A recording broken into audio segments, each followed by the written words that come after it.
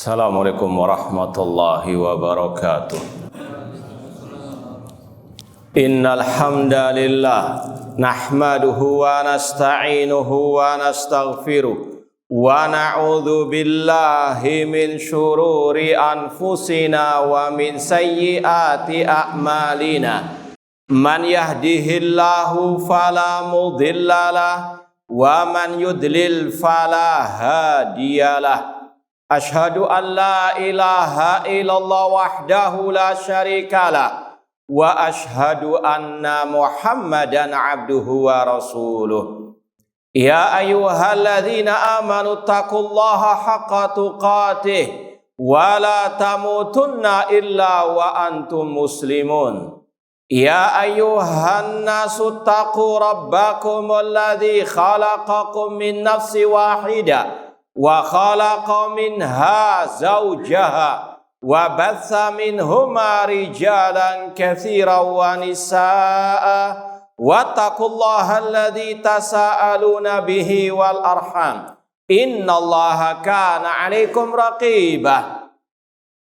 Ya ayyuhalladzina amanu taqullaha wa qulu qawlan sadida yuslih lakum a'malakum wa yaghfir lakum dhunubakum wa may yuti'illaha wa rasulahu faqad faza fawzan 'azima.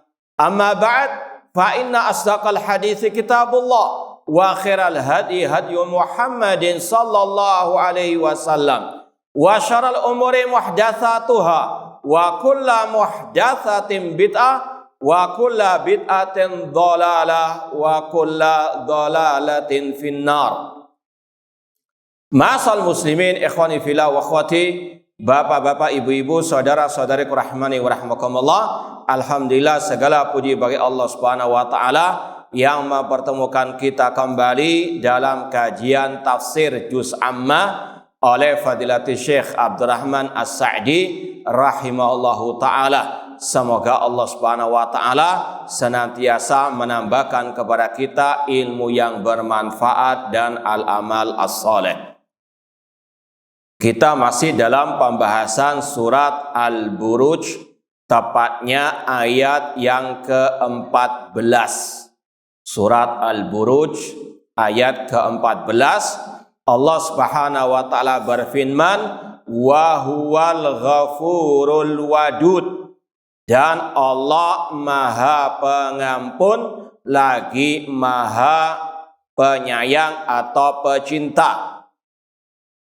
Kata Syekh Abdurrahman As-Sa'di rahimahullah ta'ala, wa huwal ghafurul wadud, arti dan dia maha pengampun, alladzi yaghfirudz dzunuba jami'aha liman taba. Al-Ghafur artinya yang mengampuni semua dosa bagi yang bertaubat. Wa ya'fu anis sayyi'at liman istaghfarahu wa anaba. Dan dia memaafkan segala kesalahan bagi yang mohon ampun kepadanya. Kata para ulama, singkatnya Al-Ghafur itu yang menutupi kesalahan dan mengampuninya. Dan ini yang pernah kita sampaikan dalam pembahasan masalah al-hisab. Ketika orang mukmin dihisab oleh Allah dengan hisaban yasira, Allah mengatakan, apakah engkau berbuat dosa ini, berbuat dosa itu? Orang mukmin mengakui kesalahannya. Kemudian kata Allah, qad satartuha 'alaika fid dunya wa ana aghfiruha lakal yauma. Aku telah menutupinya di dunia dan aku ampuni sekarang ini. Ini makna Allah Al-Ghafur, yang menutupi dosa kesalahan di dunia dan dia yang mengampuninya di akhirat. Wa huwa al-ghafur alladzi yaghfiru dzunuba jami'aha. Ini masih ada kaitan dengan pembahasan ayat sebelumnya, innalladzina fatanul mu'minina wal mu'minati tsumma lam yatubu. Sesungguhnya orang-orang yang menyiksa orang-orang yang beriman laki-laki dan perempuan, kemudian mereka tidak bertobat, falahum adzabu jahannam walahum adzabul hariq. Bagi mereka azab jahannam dan bagi mereka azab yang membakar. Sudah kita sampaikan, ini termasuk keluasan karunia dan kemurahan Allah Subhanahu wa taala. Allah masih menawarkan kepada orang-orang yang kafir, yang zalim, yang kejam terhadap orang beriman, pintu taubat. Kalau mereka saja ada harapan untuk diampuni kalau bertobat, apalagi orang-orang yang beriman. Maka pintu tobat terbuka bagi mereka. Namun tentunya taubat ada syurut. Ya ayyuhalladzina amanu tubu ilallahi taubatan nasuha. Kalau tidak salah sudah kita sampaikan pada pertemuan yang lalu, ada 5 syarat taubatan nasuha. Apa itu? Al-ikhlas. Ya, ikhlas dalam bertobat karena Allah Ta'ala. Yang kedua, meninggalkan maksiat atau kesalahan tersebut. Yang ketiga, menyesalinya. Keempat, bertekad tidak mengulangi lagi. Dan yang kelima, tepat pada waktunya, belum sampai roh di kerongkongan alias sakratul maut, atau matahari belum terbit dari arah barat. Barang siapa yang bertobat dari semua dosa, baik dosa kufur, syirik besar, sampai kepada yang kecil sekali, man taba taballahu alaih. Barang siapa bertobat, Allah terima taubatnya. Meskipun sudah kita sampaikan juga bedanya dosa syirik dengan dosa selain syirik. Kalau dosa syirik, kalau orang itu mati belum bertobat, tidak ada ampun. Tapi kalau dosa selain syirik, dosa maksiat, masih ada harapan diampuni meskipun belum bertobat. Ini janji Allah dalam surat An-Nisa, innallaha la yaghfiru an yushraka bihi wa yaghfiru ma duna dzalika liman yasha. Allah tidak mengampuni dosa syirik, yaitu menyekutukan Allah dengan selainnya, baik malaikat, nabi, wali dalam beribadah. Ini adalah dosa yang tidak ada ampunan kalau orang itu mati belum bertobat darinya. Namun kalau orang itu berbuat maksiat sampai mati belum bertobat, masih ada harapan diampuni oleh Allah Subhanahu wa taala. Jadi kriterianya, yang pertama, kalau orang itu bertobat dari dosa apapun, Allah akan menerima taubatnya. Man taba taballahu alaih. Yang kedua, kalau orang itu punya dosa syirik sampai mati belum bertobat, tidak ada ampun.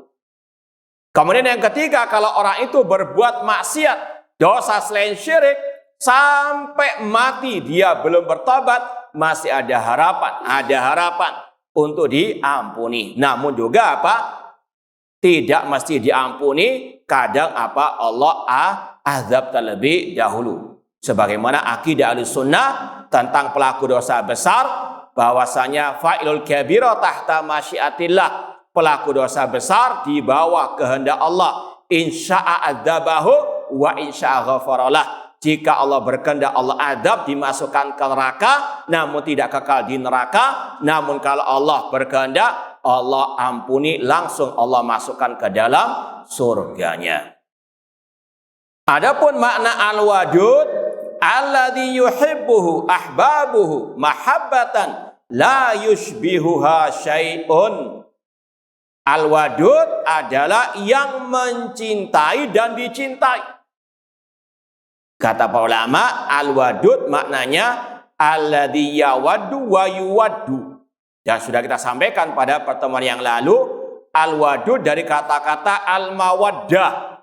Al-mawaddah itu tingkatannya lebih dari al-mahabbah.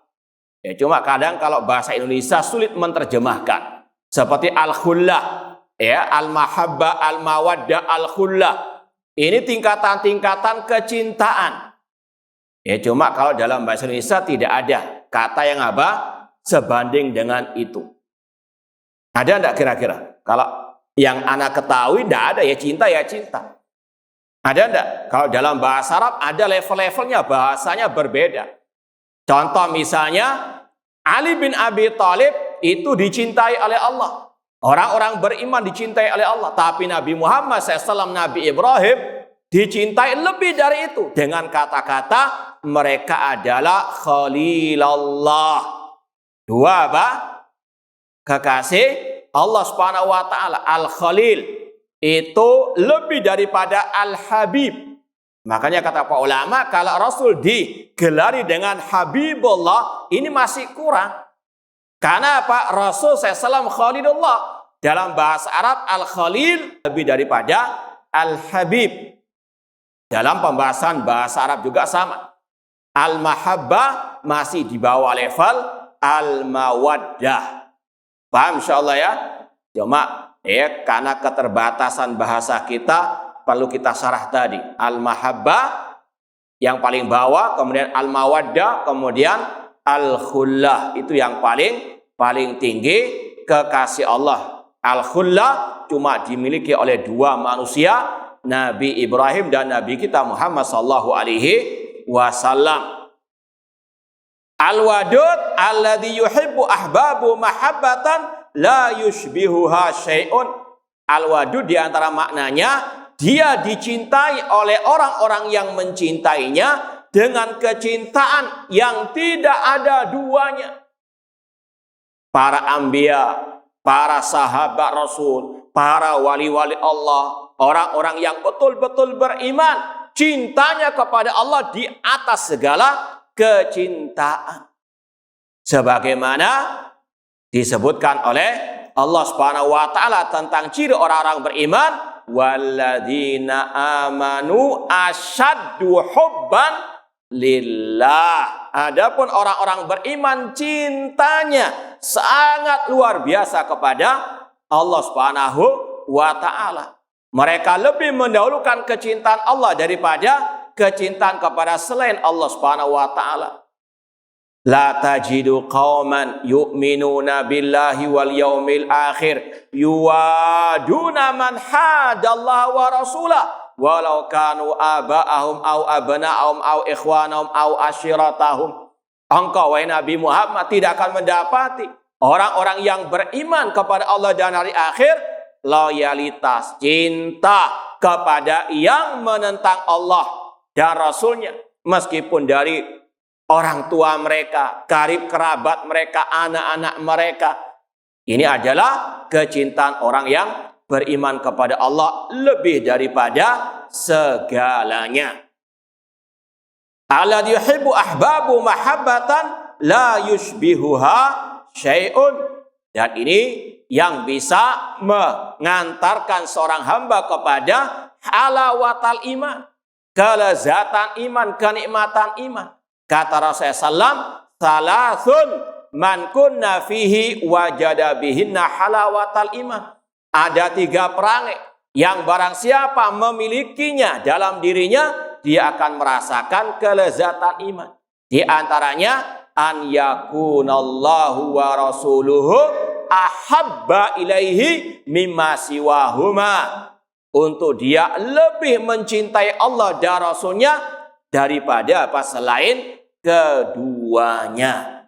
Dan ini akan terbukti kalau ada 2 kecintaan yang bertabrakan.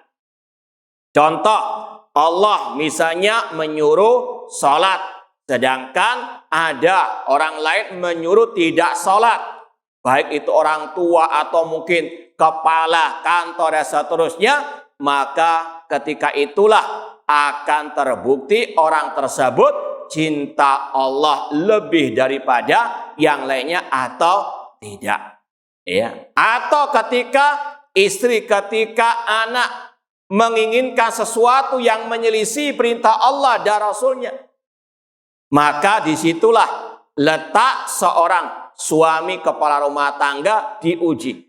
Betul enggak cintanya kepada Allah melebihi daripada selainnya. Makanya Allah mengatakan, innama amwalukum wa auladukum fitnah. Sesungguhnya anak-anak kalian, harta kalian itu fitnah, ujian. Di antaranya menguji kecintaan kita. Apakah kita lebih cinta Allah ataukah cinta selain Allah Subhanahu wa ta'ala. Adapun orang-orang pilihan Allah, mereka sangat cintanya kepada Allah. Dan itu bukan sekedar ucapan di bibir, namun itu keyakinan, ucapan dan juga amal perbuatan. Fakama annahu la yushabihuhu syai'un fi sifatil jalali wal jamali wal ma'ani wal af'ali fa mahabbatu fi qulubi khawasi khalqihi attabi'a lidzalik la yushbihuha syai'un min anwa'il mahabbi. Sebagaimana tidak ada sesuatu yang serupa dengan Allah, baik dalam sifat kemuliaan, keindahan, sifat-sifat yang berkaitan dengan perbuatan-perbuatan Allah. Maka demikian pula kecintaan orang-orang yang khusus, yang merupakan pilihan Allah, itu tidak ada duanya. Tidak bisa dibandingkan dengan kecintaan apapun. Ini penjelasan dari yang kita sampaikan tadi. Orang-orang yang betul-betul beriman, apalagi para anbiya, para rasul, para sahabat. Contoh yang paling sederhana, Nabiullah Khalilullah tadi, kekasih Allah, Nabi Ibrahim alaihissalam. Bagaimana beliau menunggu lama seorang anak laki-laki. Namun ketika beliau mendapatkannya, Allah perintahkan untuk apa? Disembelih. Ini ujian bagi beliau. Apakah mendahulukan kecintaan terhadap anak atau kepada Allah Subhanahu wa ta'ala. Dan beliau buktikan beliau lebih cinta kepada Allah Subhanahu wa ta'ala. Maka Allah pun menjadikan beliau sebagai khalilnya. Wattakhadallahu Ibrahima khalilah. Bahkan lebih dari itu pula ketika Allah perintahkan beliau untuk meninggalkan anak dan istri beliau di lembah yang tidak ada kehidupan. Namun apa? Beliau tetap meninggalkan mereka dengan apa? Perintah dari Allah. Sampai ketika itu istri beliau menanyakan, ya, apakah Allah yang memerintahkanmu? Maka beliau mengatakan, iya, Allah yang memerintahkanku meninggalkan kalian berdua. Dan istri beliau yang sangat luar biasa tawakalnya kepada Allah menjawab, idzan lan yudayyi'ana. Kalau memang Allah yang memerintahkan meninggalkan kami di lembah yang tandus ini, maka tidak akan mungkin Allah menyia-nyiakan kami. Ini merupakan bukti bagaimana cintanya mereka kepada Allah Subhanahu wa ta'ala. Kemudian dalam ucapan beliau tadi terdapat penjelasan berkaitan dengan tauhid asma wa sifat, bahwasanya sifat-sifat Allah itu tidak ada yang serupa dengannya. Allah punya sifat kehidupan, manusia punya sifat kehidupan, namun beda hakikatnya. Manusia punya sifat ilmu, Allah punya sifat ahli ilmu, namun tidak sama pada hakikatnya. Sebagaimana kata Imam Abu Hanifah rahimahullah dalam kitab beliau Al-Fiqhul Akbar, beliau mengatakan wasifatuhu khilafu sifatil makhlukin. Semua sifat Allah tidak sama dengan sifat makhluk. Ya'lamu la ka ilmina. Allah punya ilmu namun enggak sama dengan ilmu kita. Wa yara la ka ru'yatina. Allah melihat namun tidak sama dengan penglihatan kita. Kata-katanya sama, ilmu dan ilmu, melihat dan melihat, mendengar dan mendengar, namun pada hakikatnya berbeda. Ini kaidah dan akidah ahli sunnah wal jamaah. Tetapkan semua sifat Allah yang tercantum dalam Al-Quran dan hadis Rasul yang sahih tanpa menyerupakan hakikatnya dengan makhluk. Adapun persamaan dalam kata tidak mengharuskan persamaan dalam hakikatnya. Allah menetapkan dirinya punya sifat kehidupan, ya, dan Allah juga menetapkan manusia punya sifat kehidupan. Namun Allah berfirman, laisa kamitslihi syai'un, tidak ada yang serupa dengan Allah sesuatu apapun, wa huwas sami'u al-basir, dan dia maha mendengar lagi maha melihat. Walihada kanat mahabbatu aslal ubudiyah. Oleh karena itulah kecintaan kepada Allah merupakan pondasi, dasar, landasan beribadah kepada Allah Subhanahu wa taala. Makanya para ulama ketika mendefinisikan ibadah, di antaranya ada kata-kata al-mahabbah wadh-dhullu wal khudu' lillahi ta'ala. Cinta, tunduk, dan merendahkan diri kepada Allah Subhanahu wa ta'ala. Sebagaimana juga kita ketika memuji Allah, itu harus diiringi dengan apa? Mahabbah wal ta'zim, wasful mahmud bil kamal ma'al mahabbati wa ta'zim. Arti alhamdulillah adalah memuji Allah diiringi dengan rasa cinta, dengan rasa apa? Pengagungan. Ibadah kepada Allah harus didasari oleh apa?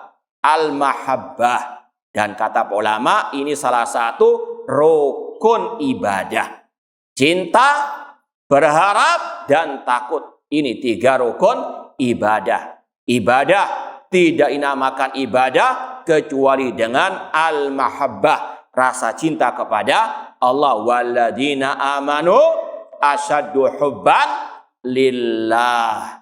Dan cinta kepada Allah harus dibuktikan juga dengan ittiba kepada ajaran Rasulullah SAW. Tidak cukup hanya mengaku cinta Allah, cinta Rasul. Harus dibuktikan dengan ittiba kepada ajaran Rasul. Ini kata Allah sendiri. Dalam surat Ali Imran 31, Qul in kuntum tuhibbunallah fattabi'uni yuhibbukumullah wa yaghfir lakum dzunubakum. Katakan wahai Nabi Muhammad, jika kalian wahai manusia, wahai kaum muslimin mengaku cinta kepada Allah, fattabi'uni, ikutilah aku, ikutilah Rasul. Yuhibbukumullah, pasti Allah mencintai kalian. Kata para ulama, laisa sya'nu an tuhib walakinna sya'na an tuhab. Yang paling penting bukan engkau mengaku cinta kepada Allah, namun yang paling penting bagaimana engkau dicintai oleh Allah. Karena berapa banyak orang yang mengaku cinta kepada Allah. Bahkan orang-orang kafir yang mengkufuri Allah, mendustakan Rasulnya, mendustakan Al-Quran, mereka juga mengaku cinta kepada Allah. Orang-orang ahli kitab mengatakan, nahnu abna'ullah wa ahibba'u. Kami adalah anak-anak Allah dan yang mencintai Allah. Mereka mengaku cinta kepada Allah, namun apalah artinya? Cinta tanpa apa? Bukti yang nyata dengan iman dan al-amal soleh, ittiba kepada ajaran Ar-Rasul sallallahu alaihi wasallam.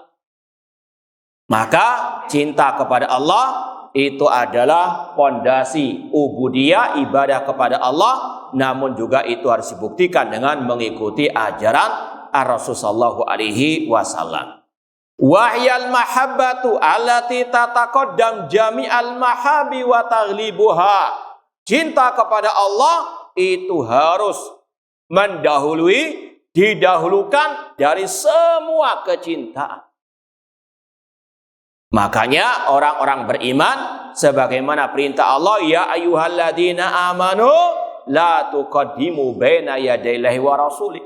Wahai orang-orang beriman, jangan kalian mendahulukan ucapan siapapun, pendapat siapapun di atas firman Allah dan sabda Ar-Rasul sallallahu alaihi wasallam. Ini bukti kita cinta kepada Allah, cinta kepada Rasul. Ucapan Allah, ucapan Rasul harus didahulukan dari semua ucapan manusia, dari pendapat semua manusia. Kalau ada firman Allah, sabda Rasul, kemudian ditentang oleh pendapat si B, si C, dan sebagainya, maka kalau orang itu mengaku cinta kepada Allah dan Rasul, ucapan firman Allah, sabda Rasul harus didahulukan dari ucapan pendapat semua manusia tersebut. Wa illam takun ghairaha taba'an laha kanat adaban ala ahliha. Apabila kecintaan kepada selain Allah tidak mengikuti cinta kepada Allah, maka itu azab bagi orang-orangnya.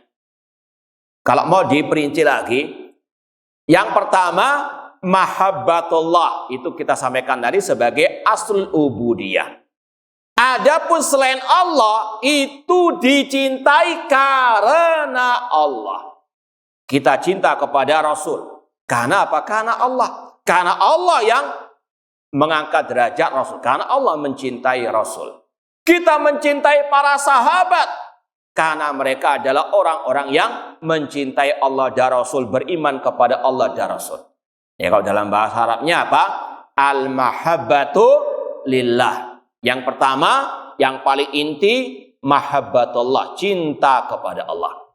Selain Allah dicintai karena Allah. Al-mahabba lillah. Sebagaimana dalam hadis Rasul mengatakan ausaku oral iman al-hubbu fillah wal bughdu fillah. Sekuat-kuat tali keimanan cinta karena Allah dan benci karena Allah. Kita cinta kepada orang beriman karena dia apa? Beriman kepada Allah dan Rasulnya sallallahu alaihi wasallam. Kalau orang itu cintanya kepada seseorang bukan karena Allah, ini ancamannya kata Syekh, kanat azaban ala ahliha.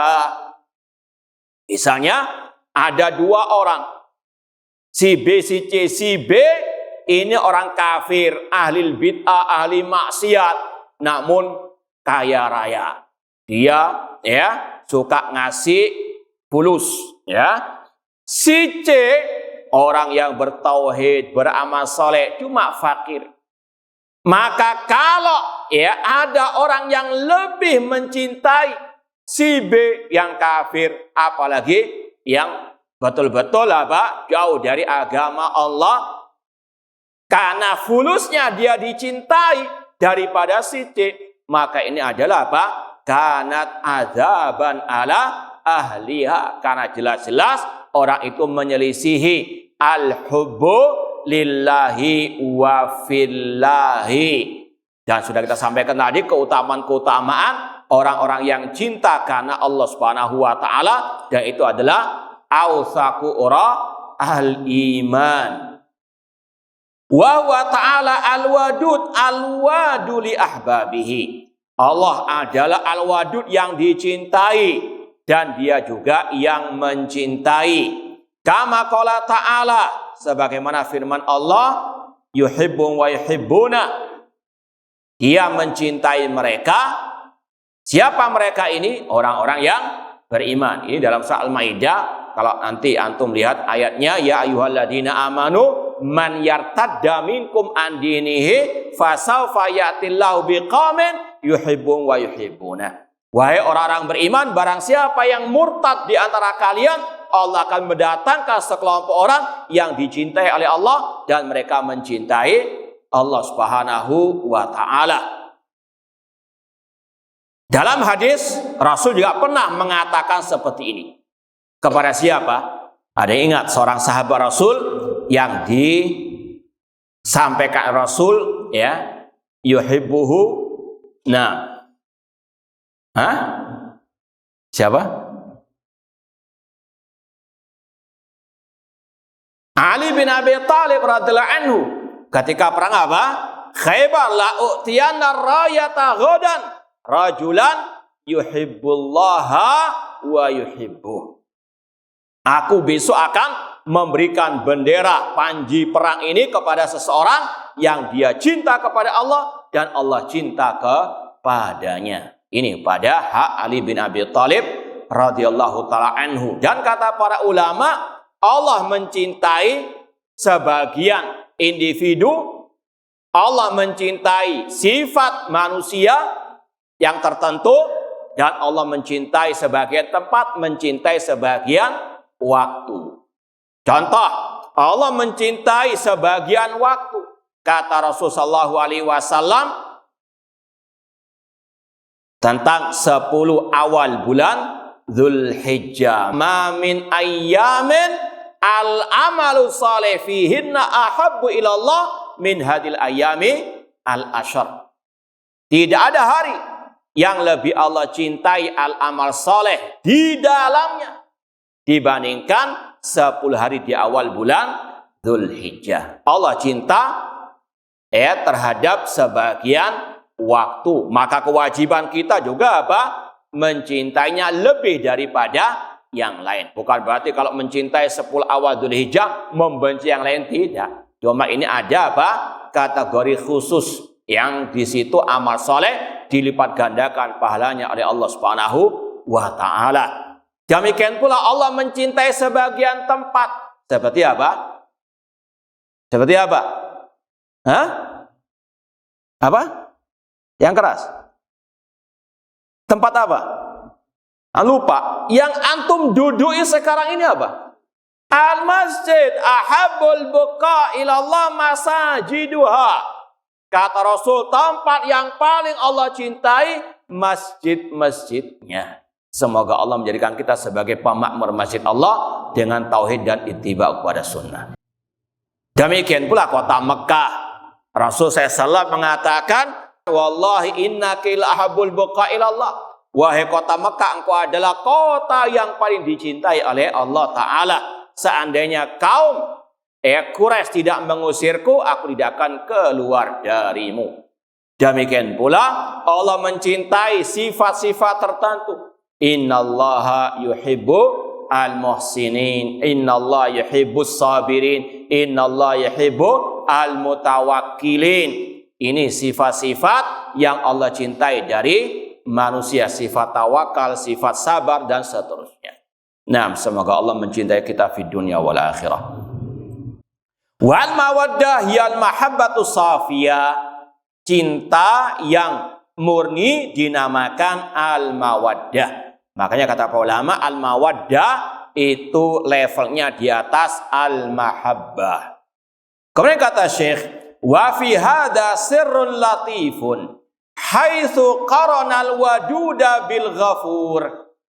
Dalam ayat ini ada makna yang tersirat ketika digandengkannya dua nama Allah, Al-Ghafur, Al-Wadud. Dan kata para ulama, memang demikian yang ada kalau nama Allah digandengkan, kebanyakannya ada makna yang tersirat. Seperti yang sering kita sampaikan dari firman Allah tentang potong tangan bagi pencuri. Wasarik wasariqatu faqta'u aydiyahuma jazaan bima kasabana kalaminallah wallahu azizun hakim. Laki-laki dan perempuan yang mencuri, potonglah kedua tangan mereka sebagai balasan dari Allah Subhanahu wa taala. Wallahu aziz, Allah Maha perkasa, makanya dihukum orang yang mencuri tadi. Namun di balik hukuman yang sangat amat menjerahkan tadi, Allah hakim, maha bijaksana. Keperkasaannya, kekuasaannya diiringi oleh hikmah, bukan kedzaliman.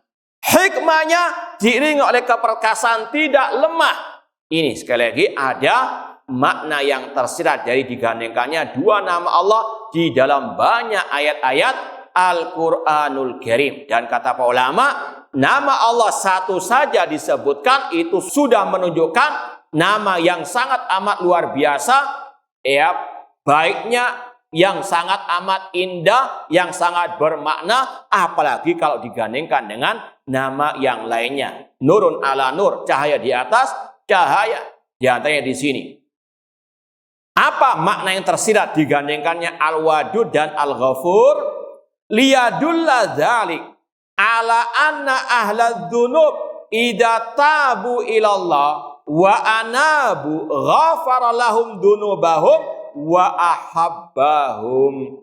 Artinya, kalau ada pelaku dosa yang mereka sudah bertobat kepada Allah dengan tobatan nasuha, maka pasti Allah ampuni dosanya dan pasti Allah cintai. Bukan hanya sekedar Allah ampuni, bahkan Allah akan mencintainya. Fala yuqalu, tidak benar kalau ada kata-kata orang itu diampuni, wala yarji ilaihim alwuddu, namun tidak dicintai oleh Allah. Bahkan apa? Orang itu kalau bertobat, Allah ampuni plus Allah apa? Cintai. Bukan seperti kama qalahu ba'dul ghalitin. Bukan seperti orang-orang yang keliru dalam masalah ini. Bahkan dikatakan para wali-wali Allah, orang-orang yang bertakwa, bukan orang yang maksum dari kesalahan. Mereka juga terkadang berbuat dosa. Namun ketika mereka berbuat dosa, mereka segera bertobat kepada Allah. Maka mereka tetap dicintai oleh Allah Subhanahu wa ta'ala. Tetap statusnya sebagai wali Allah. Karena tidak ada yang maksum selain Ar-Rasul sallallahu alaihi wasallam. Allah berfirman tentang ciri orang bertakwa, walladzina idza fa'alu fahishatan aw dzalamu anfusahum dzakarullah. Orang yang bertakwa, kata Allah cirinya, apabila mereka berbuat kekejian, mendolimi diri mereka, mereka langsung ingat kepada Allah dan mereka beristighfar kepada Allah. Maka tidak benar kalau dikatakan para wali adalah orang yang suci dari kesalahan. Ini tidak benar sama sekali. Demikian pula tadi tidak benar kalau dikatakan orang itu kalau berbuat dosa kemudian bertobat hanya diampuni tanpa dicintai. Tidak. Ketika dia sudah bertobat, diampuni dan dicintai oleh Allah, tetap menjadi wali Allah Subhanahu wa ta'ala. Kemudian kata Syekh, balillahu afra bi taubati abdihi hina yatubu min rajulin ala rahilati alaiha ta'am wa syarabu wa ma yuslihuhu. Bahkan Allah luar biasa gembira senangnya dengan tobat hambanya ketika dia bertobat daripada kegembiraan seseorang yang kehilangan bekalnya, kendaraannya, fa'adalla fi ardi falatin mahlakatin fa'aisa minha. Ini kisahnya dalam Sahih Bukhari dan Muslim. Itu kisah seseorang yang membawa tunggangan unta dan perbekalannya tiba-tiba hilang di padang pasir.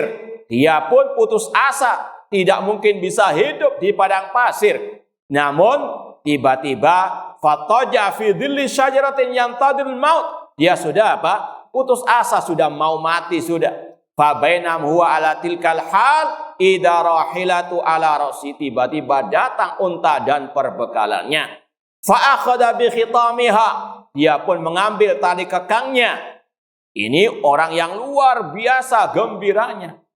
Mendapatkan apa? Hidupnya kembali sampai dia mengucapkan ucapan yang kufur karena sangat gembiranya. Dia mengatakan apa?